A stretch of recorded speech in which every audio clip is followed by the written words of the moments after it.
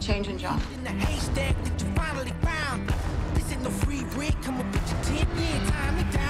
Black Mass erzählt die wahre Geschichte von Jimmy Whitey Bulger, einem der brutalsten Verbrecher aus Boston, der ein Informant für den FBI wird, um eine Mafia-Familie aus dem Weg zu räumen, die sein Territorium gefährdet.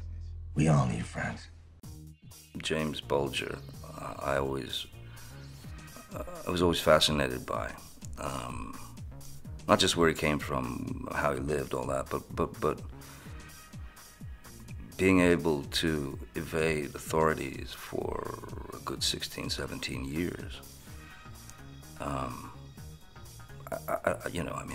Few have done that.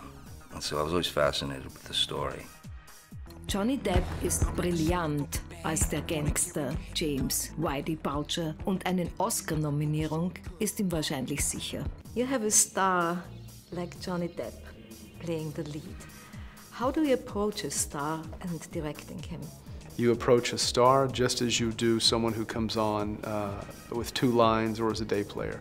Johnny Depp is not only a remarkable actor, but he is a great human being. He's a man who's extremely gentle and soulful and quiet and a man of great spirit.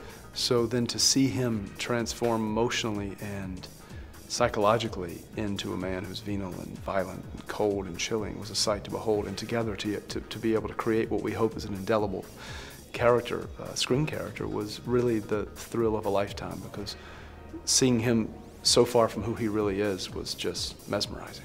Both wives are very loyal to their husbands, so how far can loyalty go and before morality sets in? I think that's probably a very personal decision, but I think in this case, for instance, Marianne Connolly sees her husband changing drastically. He's become somebody very different from the man that she married, and she knows a little bit of Whitey Bulger's reputation in the neighborhood and further, and at a certain point, loyalty is not enough to stay, because it becomes more of a moral question. And of course, for your character, without the tragedy, do you think she would stay?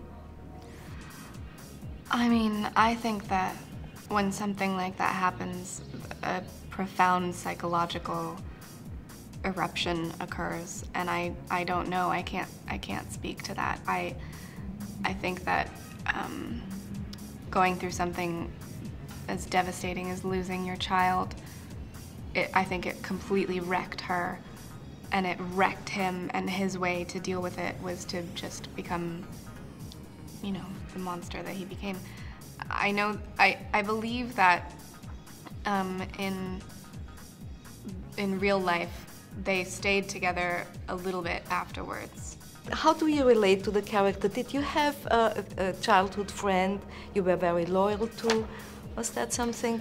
Well, the thing that I really relate to in terms of loyalty is just family, really. I don't have like a, you know, I'm not going to throw my life on the line for any Australian I meet just because they're Australian. No disrespect, I have a patriotism, but this kind of loyalty that exists in the movie had a deep kind of extra kind of layering to it. I think it was South Boston, small neighbourhood, neighbours and friends, white Irish sort of heritage, Catholic, and it transcended the law, you know. Now, I can relate to and understand that kind of loyalty, but this was a particularly intense version of it.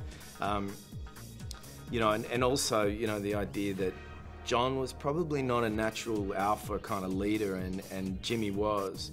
And as children, he had helped him out of a schoolroom fight. Now, how much that infused their later relationship, I don't know. But I do know that it was said of South Boston that a lot of the young men looked up to Whitey like he was a bit of a rock star. So it was easy to make a double deal with him because he was so charismatic and commanding.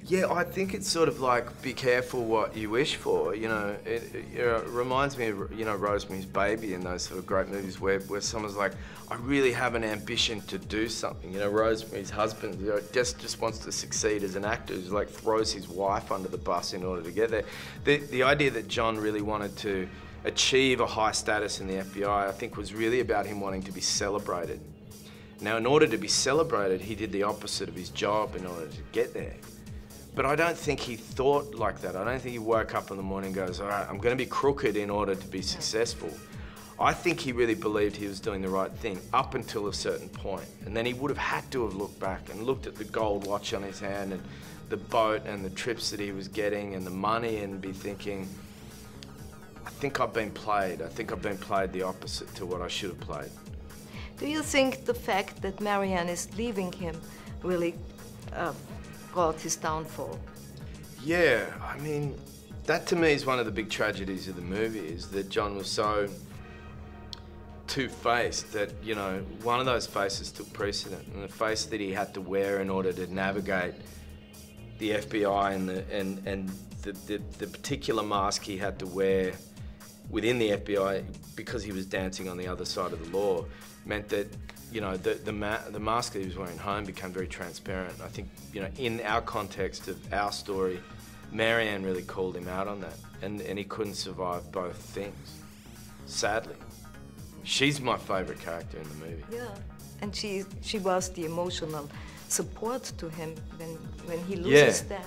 It's interesting because there's so many bad men in the movie, and the women hold less screen time, and yet Dakota's character is the only one who's really willing to stand up to Jimmy with any kind of conviction. And Marianne's really the one who calls John out first and foremost, more than anybody else does. Yeah. The women. Go the girls. Listen, I was just saying. You were just saying. Just saying gets people sent to Allenwood. Just saying could get you buried real quick.